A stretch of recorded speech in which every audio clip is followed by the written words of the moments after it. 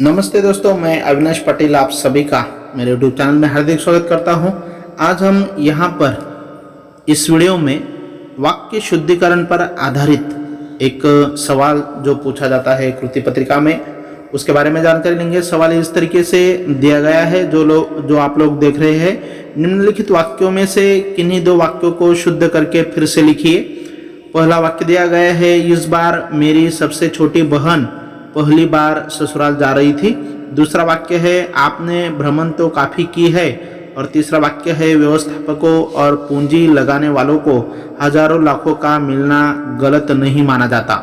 यह तीन वाक्य है और तीनों में से दो वाक्यों को शुद्ध करने के लिए हमें कहा जाता है 2 अंकों के लिए। तो चलिए दोस्तों, आज हम यहाँ पर यह भाषा अध्ययन में जो 11वां सवाल पूछा जाता है उसके बारे में जानकारी लेंगे।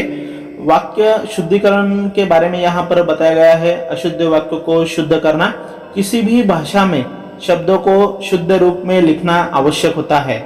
शब्दों को बार बार लिखने से उनका शुद्ध रूप मस्तिष्क में बस जाता है और उन्हें शुद्ध रूप में लिखने की बालकों को आदत हो जाती है। विद्यार्थी प्रायः सर्वनाम, लिंग, वचन तथा कारक संबंधी अनेक गलतियां करते हैं जिससे वाक्य अशुद्ध हो जाता है। नीचे वाक्य संबंधी कुछ सामान्य अशुद्धियां और उनका शुद्ध रूप दिया जा रहा है। तो सबसे पहले यहाँ पे विशेषण का गलत प्रयोग, उसके बारे में हम यहाँ पर जानकारी लेंगे। यहाँ पे पहला विधान दिया है, मैं मेरे देश को प्रेम करता हूँ, मैं अपने देश को प्यार करता हूँ।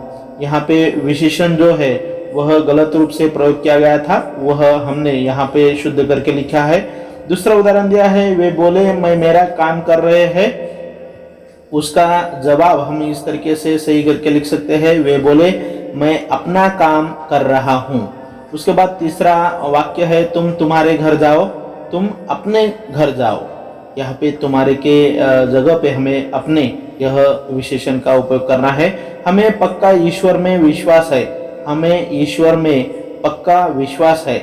उसके बाद पांचवा वाक्य दिया गया है, सारे गांव के लोग ईमानदार है, गांव के सारे लोग ईमानदार है। तो इस प्रकार यहाँ पे हम विशेषण का सही प्रयोग करके वाक्य शुद्ध कर सकते हैं। उसके बाद दूसरा महत्वपूर्ण मुद्दा दिया गया है, वचन के प्रयोग में होने वाली अशुद्धियां।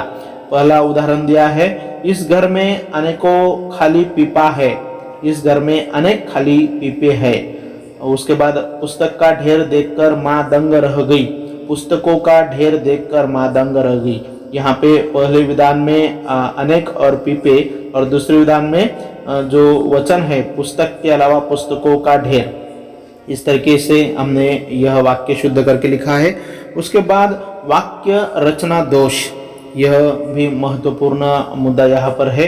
वाक्य शुद्धिकरण के बारे में जब हम सोचते हैं तब यह बहुत ही जरूरी मुद्दा हम इसे मानते हैं। यहाँ पे वाक्य दिया है, वह मुस्कुराया और बोले आप चिंता न करें। तो यहाँ पे जो रचना दोष है, वे मुस्कुराए और बोले आप चिंता न करें। इस तरीके से हम इसे शुद्ध कर सकते हैं। दूसरा वाक्य है, करामत ने गाय के माथे पर आगे बढ़कर हाथ फेरा। यह वाक्य रचना दोष जो है हम इस तरीके से इसे शुद्ध करके लिख सकते हैं, करामत ने आगे बढ़कर गाय के माथे पर हाथ फेरा। उसके बाद तीसरा वाक्य है, मैं अपने टांगों के ओर देखता हूँ, मैं अपनी टांगों की ओर देखता हूँ। गोवा के बीच पे घूमने में बड़ा मजा आई, गोवा के बीच पर घूमने में बड़ा मजा आया। यहाँ पे बोल्ड टाइप में जो शब्द दिए हैं वह शुद्ध करके लिखे हुए हैं। उसके बाद नंबर 5, लक्ष्मी की एक झुब्बेदार पूंछ था, लक्ष्मी की एक झब्बेदार पूंछ थी। इस प्रकार हम इसमें बदल कर सकते हैं। डॉक्टर महादेव साहा ने बाजार से नए पुस्तक को खरीदा, डॉक्टर महादेव साहा ने बाजार से नई पुस्तक खरीदी। उसके बाद 7वां वाक्य है, गोवा में कई फिल्मों का हिट शूटिंग हुई है, गोवा में कई हिट फिल्मों की शूटिंग हुई है। इस तरीके से हम इसमें बदल कर सकते हैं। 8वां वाक्य दिया है, आचार्य अपने शिष्यों से मिलना चाहते थे, आचार्य अपने शिष्यों से मिलना चाहते थे। यहाँ पे शिष्य जो शब्द है इसमें इसको हमने शुद्ध रूप से लिखा है।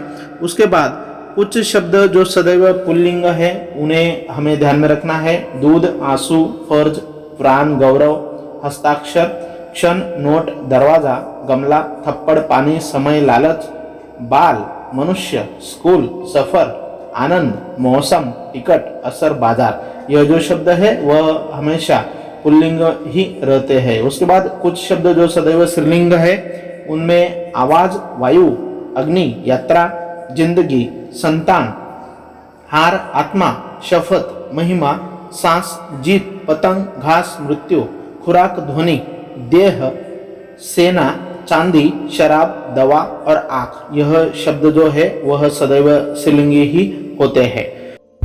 तो दोस्तों आज यहाँ पे हमने वाक्य शुद्धिकरण के बारे में जानकारी लेते हुए अशुद्ध वाक्यों को शुद्ध किस तरीके से करते हैं, उसका विशेषण गलत हो सकता है, वचन या चाहे वाक्य रचना दोष हो, पुल्लिंग स्त्रीलिंग इनमें दोष हो तो उन्हें किस तरीके से शुद्ध करते हैं, उसका शुद्धिकरण किस तरीके से करते हैं, यह हमने इस वीडियो के माध्यम से देखा है।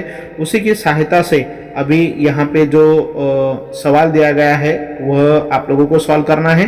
निम्नलिखित वाक्यों में से किन्हीं 2 वाक्यों को शुद्ध करके फिर से लिखिए। तो चलिए तैयार हो जाइए इसका जवाब लिखने के लिए। मैं उम्मीद करता हूं कि आप लोगों को इस वीडियो की सहायता से वाक्य शुद्धिकरण पर पूछा जाने वाला सवाल अच्छी तरीके से समझ में आया होगा।